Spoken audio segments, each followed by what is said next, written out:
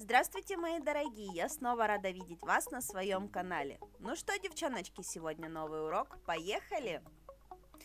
Итак, сегодня у меня одна из моих постоянных клиенток, которая любит красное покрытие на ногтях. Сегодня мы будем делать коррекцию на очень короткие ноготочки. Конечно же, сделаем маникюр, но, как обычно, маникюр сделает каждый как умеет. И далее мы опять же покроем красным цветом, но и в коррекции нам, в принципе, сегодня есть что посмотреть. Итак, как обычно, снимаем старый объем материала. В данном случае у нас практически не отросшая предыдущая коррекция.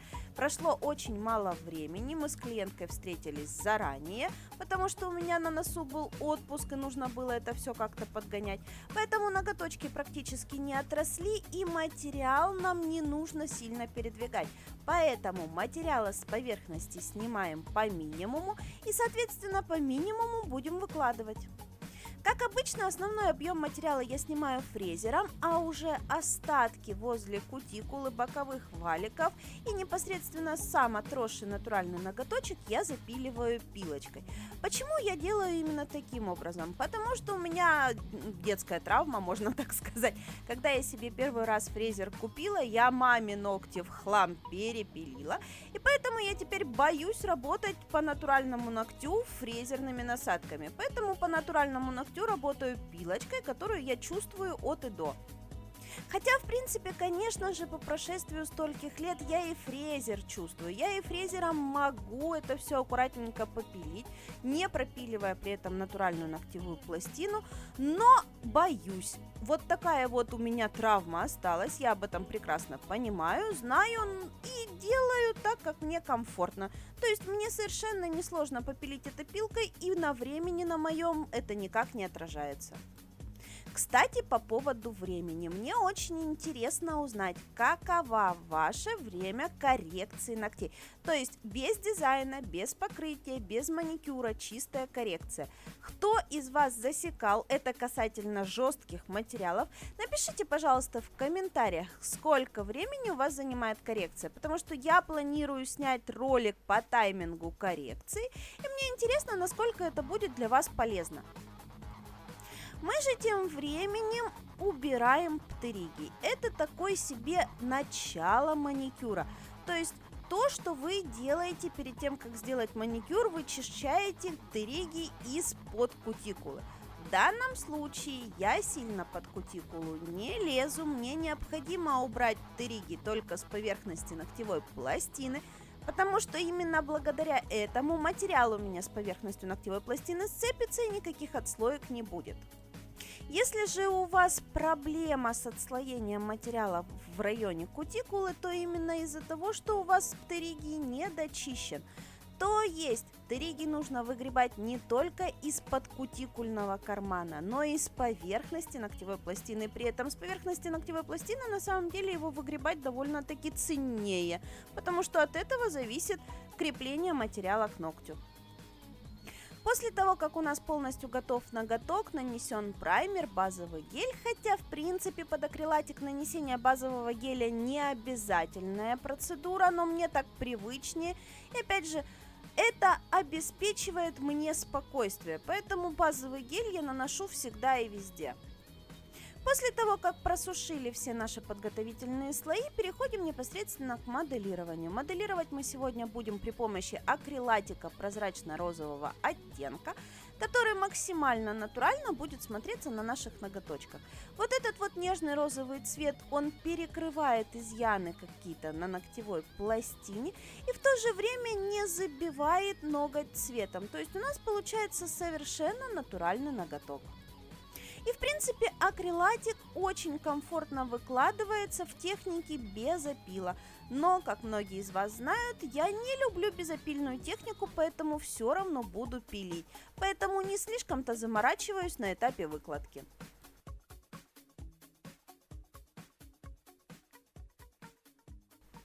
Опил производим по классической схеме. Изначально мы выставляем для себя боковые стороны, которые нам сразу же визуально рисуют наш будущий квадрат. Потом мы прорабатываем район кутикулы и сразу же собираем верхнюю арочку на нашем квадрате. Нам необходимо сделать таким образом, чтобы боковые стороны были между собой идеально параллельны, то есть нигде никогда в пространстве не пересекались, и при этом верхняя направляющая площадки должна быть параллельно нижней направляющей. То есть с какой бы стороны вы ни посмотрели на квадрат, он должен быть параллелен везде. У меня, кстати, есть онлайн-курс по моделированию квадрата, на котором мы разбираем 5 длин квадрата и плюс еще и выкладной аквариумный френч. Если вам интересна такая информация, посмотрите в комментарии, я оставлю ссылочку на этот курсик. Мы же тем временем моделируем внутреннюю арочку путем выпиливания фрезером. В данном случае ноготочки у нас, как и у большинства людей, вниз растущие, поэтому нам необходимо их приподнимать, особенно указательные пальцы. Мы это делаем путем накладывания материала сверху и выпиливания его изнутри со стороны внутренней арки.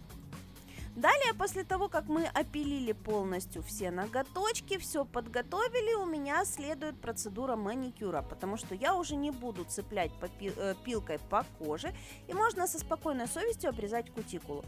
Делаю я маникюр не очень хорошо, хотя ролик на канале, как я это делаю, у меня когда-то был. Он так и назывался «Маникюр через Ж», поэтому, кому интересно, можете посмотреть. И далее нам осталось выполнить только покрытие на ноготочках. Покрывать будем моим любимым 071 красным цветом.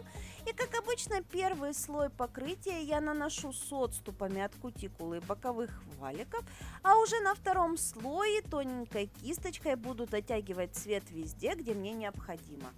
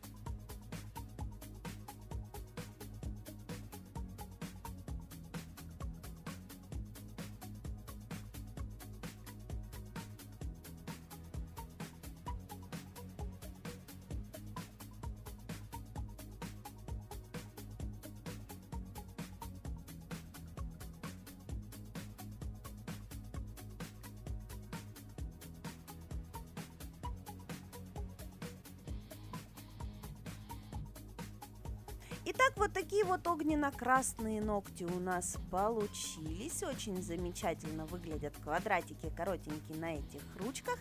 Надеюсь, вам понравилось. Я же на сегодня с вами прощаюсь. Всем до новых встреч. Пока!